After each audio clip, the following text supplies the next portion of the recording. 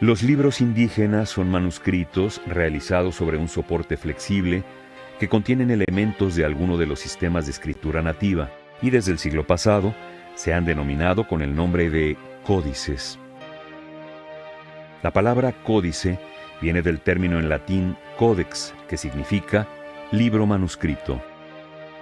Los elaboraban especialistas de tiempo completo, los escribas o pintores, quienes contaban con habilidades para pintar y con un conocimiento profundo de los sistemas de escritura, así como de la lengua. Esto les permitía escribir sobre cualquier tema que requiriera números, animales, hombres, dioses, regiones, historia, astronomía, poesía. Podían ser hombres o mujeres, que desde edad temprana eran instruidos en esta actividad. Tenían un papel muy importante dentro de la sociedad al encargarse de perpetuar el saber. En el centro de México llamaban a los escribas tlacuilos, palabra que proviene del verbo náhuatl tlacuiloa, que quiere decir escribir pintando. En el área maya se les llamaba ahtzib y ahwoj, términos que significan escriba y pintor respectivamente. Tanto la posesión como el manejo de los códices en la época prehispánica estaban a cargo de los grandes señores y los sacerdotes, es decir, de la clase dirigente. Parte de su poder se sustentaba en el conocimiento que ellos controlaban, asentado en los libros. Había recintos especiales donde se resguardaban los códices que equivalían a las bibliotecas occidentales, construidos por instrucciones de los sacerdotes y señores. En el centro de México se llamaban amoxcali, término que se compone de las voces nahuas, amox, libro, y cali, casa, es decir, casa de los libros. Cuando ocurrió la conquista española, la más famosa amoxcali del centro de México era la de Texcoco, tanto por la riqueza de ejemplares que resguardaba como por la variedad de asuntos que contenían sus libros. Los códices estaban clasificados en esas bibliotecas indígenas. Hoy, lamentablemente, solo se conservan 15 ejemplares de la época prehispánica y varios cientos de los siglos posteriores, los cuales han sido clasificados de diferentes formas atendiendo varios criterios.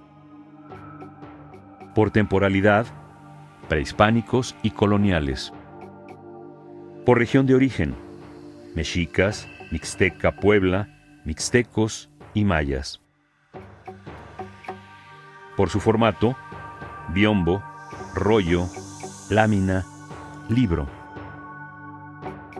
Por su soporte, amate, tela, piel, papel europeo.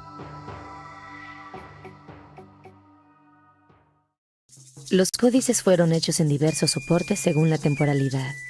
Por ejemplo, los códices prehispánicos fueron hechos en piel de venado y papel amate o ficus. Los códices coloniales fueron hechos, además de los materiales anteriores, en papel de algodón, es decir, papel europeo, y en telas para crear los lienzos y mapas. Antes de escribir, los indígenas preparaban el soporte con una capa blanca semejante al estuco, que producía una superficie blanca y tersa. Los cronistas lo llamaban con frecuencia betún blanco. Ya listo el soporte, los códices se pintaban con diversas tintas y pigmentos que los indígenas sacaban de 3 fuentes principales: de origen animal, como gusanos; vegetal, como ciertas plantas y árboles; y mineral, como diferentes clases de tierras, que al mezclarlos con agua generaban colores vivos y sagrados. Se utilizaban distintos instrumentos de escritura. Por ejemplo, entre los mayas se empleaban algunos accesorios como plumas chef y sellos. Uno de los colorantes más representativos fue la grana cochinilla, conocido en náhuatl como nochestli. Es un insecto hemípero y se cultiva sobre ciertas especies de nopales. Fue un gran logro técnico indígena, ya que al exportarse revolucionó la industria de colorantes en el Viejo Mundo y se convirtió en uno de los ramos más lucrativos de la economía iberoamericana. Felipe III decía: uno de los más preciosos frutos que se crían en nuestras Indias occidentales es la grana cochinilla, mercadería igual con el oro y la plata.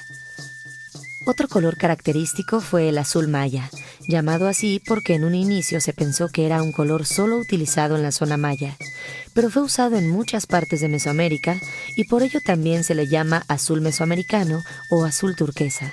Es un color que se sacó del índigo, que es producido por una planta. Se sabe que el índigo fue empleado en otras culturas del mundo como Egipto y la India. Sin embargo, a diferencia de estas culturas, el azul maya tiene características químicas peculiares y una resistencia extraordinaria al paso del tiempo. Esto se debe a que está formado por diversas arcillas unidas al colorante índigo, contenido en las hojas de la planta del añil.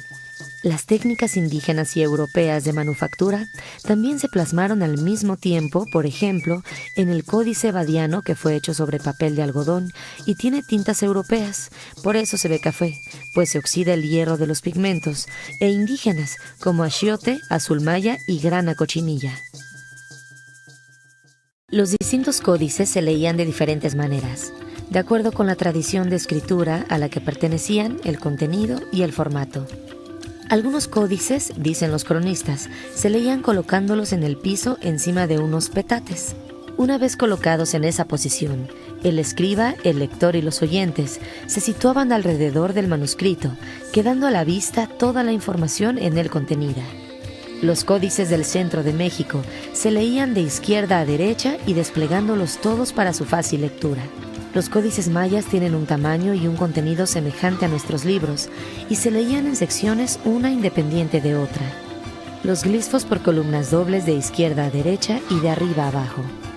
Los códices de Oaxaca se leían en forma de zigzag inverso, es decir, iniciando en la parte extrema inferior del lado derecho, leyendo y relacionando las imágenes hacia arriba en cada una de las hojas por separado, cuadrantes. Los códices adivinatorios se leían conforme a la pregunta que se consultaba. Los mapas se leían de acuerdo con un orden interno, a partir del centro generalmente, el lugar de donde procedía el documento. En el caso de algunos códices prehispánicos, se pueden observar líneas rojas que dividen y guían el sentido de la lectura, o bien las huellas humanas que también guían el sentido de la lectura.